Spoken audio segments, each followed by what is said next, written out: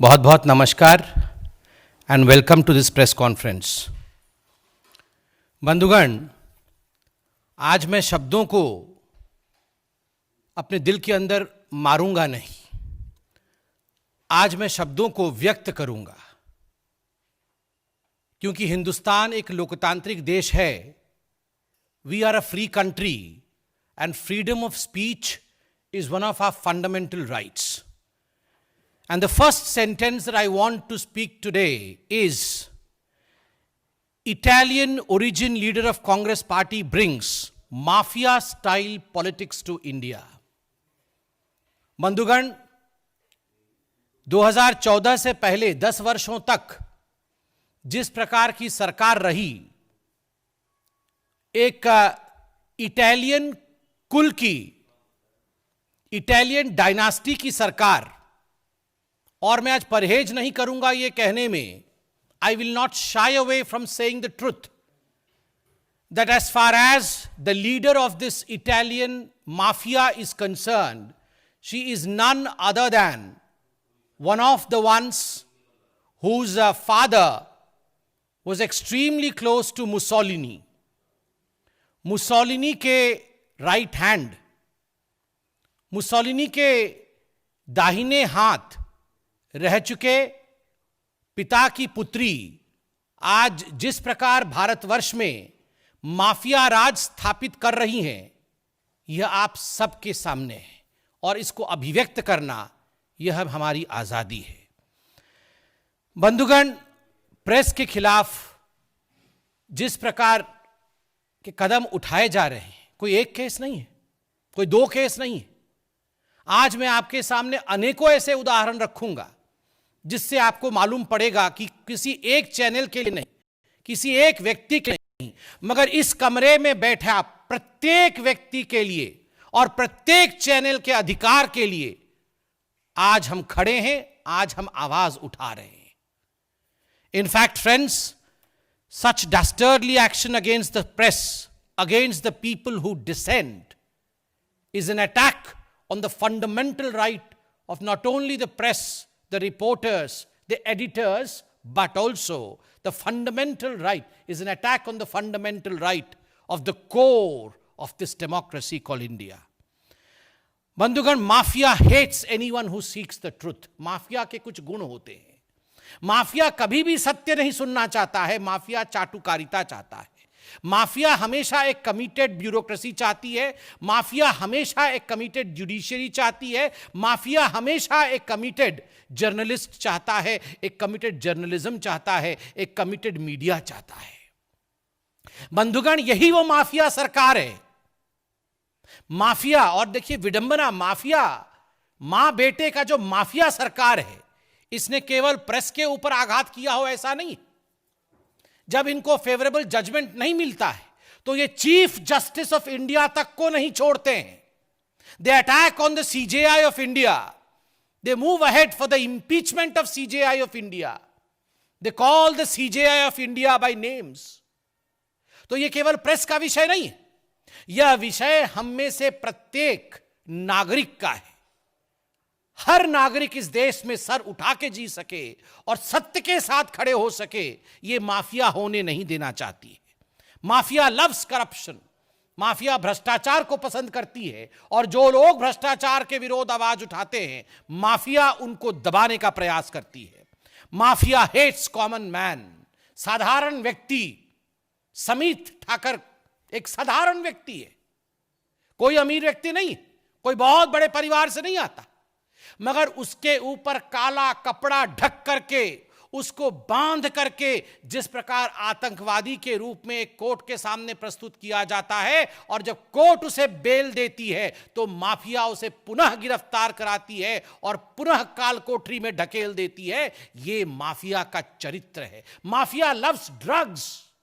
Drugs का syndicate खोलना, drugs का कारोबार करना, यह माफिया को पसंद है. और जो ड्रग के खिलाफ आवाज उठाएगा, जो सत्य के लिए खड़ा होगा, माफिया उसे पनपने नहीं देगी. चाहे उसे घुटने पर क्यों ना लाना पड़े, माफिया वो सब कुछ करेगी. माफिया बाहर से सुंदर दिखता है, हमेशा ये माफिया का चरित्र है कि जो माफिया का एक्सटीरियर होगा वो बड़ा डेकोरेटेड होगा, कॉलम्स लिखा जाएगा, आर्टिकल्स लिखे जाएंगे माफिया द्वारा कि देखो हम कितने चरित्रवान हैं, हम कैसे डेमोक्रेसी को प्रोटेक्ट करने वाले हैं। एक तरफ तो सोनिया जी आर्टिकल लिखती हैं पेपर में और कहती हैं कि डेमोक्रेसी की हत्या हो रही है, एक तरफ राहुल गांधी जी आर्टिकल लिखते हैं और कहते हैं मैं प्यार की राजनीति करता हूं, I believe in politics of love. Is this politics of love? Sonia ji, is this love for democracy that you advocate and you write article about?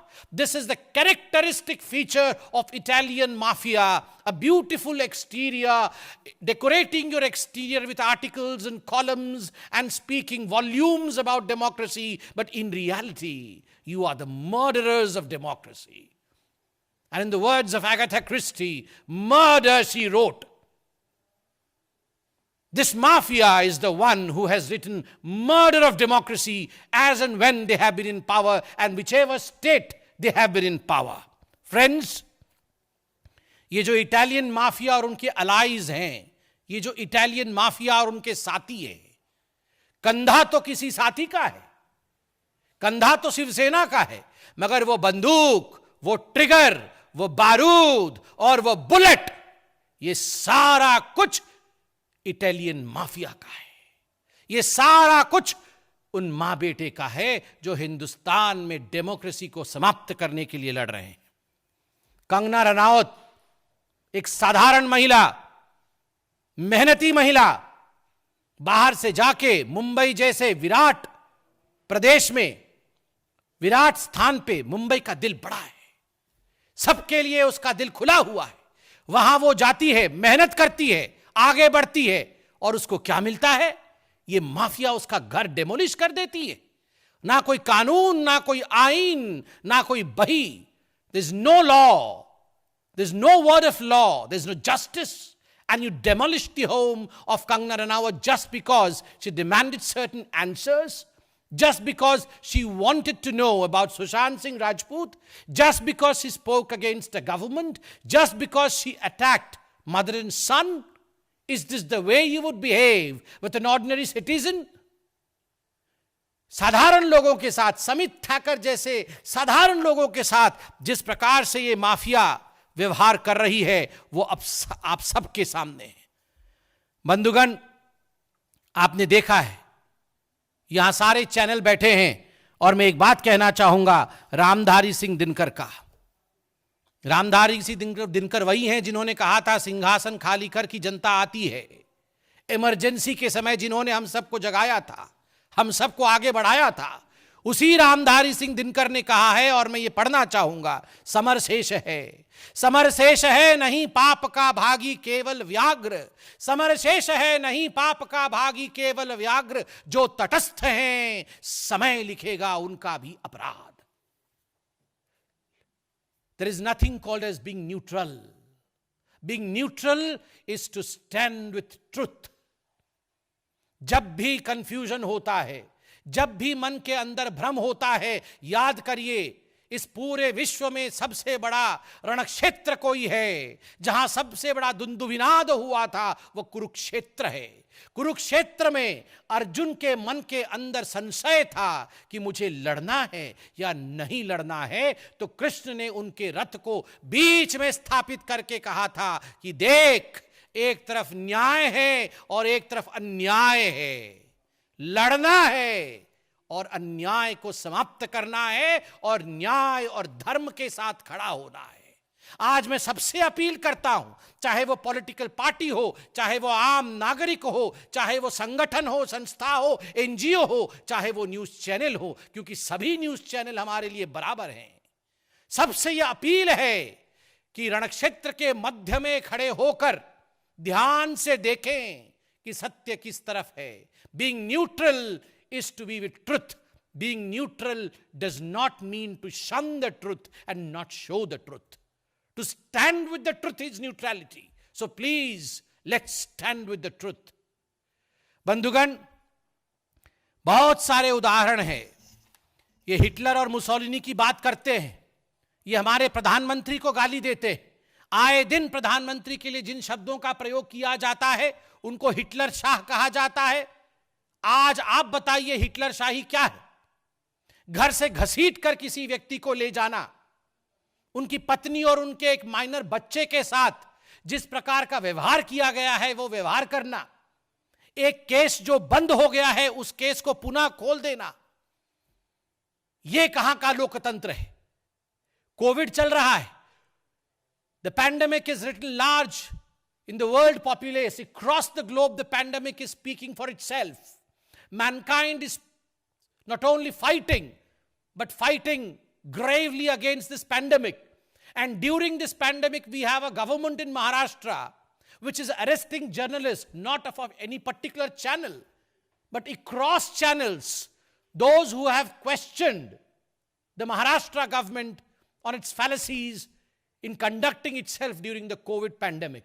जिन्होंने भी, जिस भी जर्नलिस्ट ने या जिस भी आम आदमी ने सवाल उठाया है कोविड को लेकर, उनके साथ जिस प्रकार का व्यवहार किया गया है महाराष्ट्र में, जिस प्रकार से कांग्रेस की सरकार ने, सोनिया सेना ने उसे गिरफ्तार किया है, यह धिक्कार योग्य है।